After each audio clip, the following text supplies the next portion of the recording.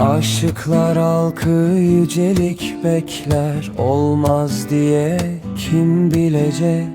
Kağıt güllerin ömrü meğer gerçek gülden uzun sürek.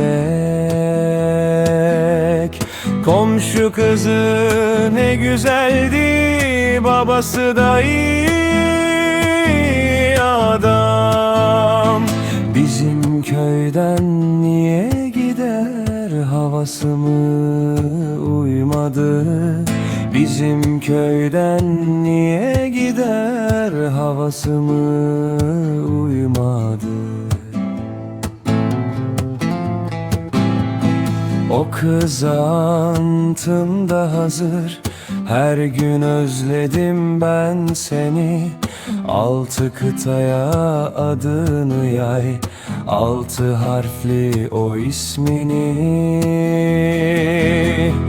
Komşu kızı ne güzeldi, babası da iyi adam. Bizim köyden niye gider, havası mı uymadı? Bizim köyden niye gider, havası mı uymadı?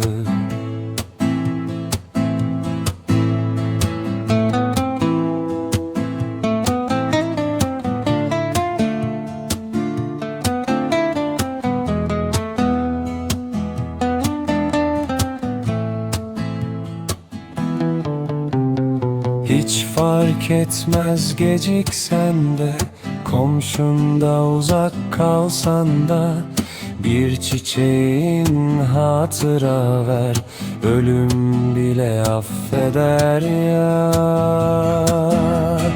Komşu kızı ne güzeldi, babası da iyi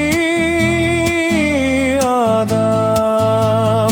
Bizim köyden niye gider, havası mı uymadı?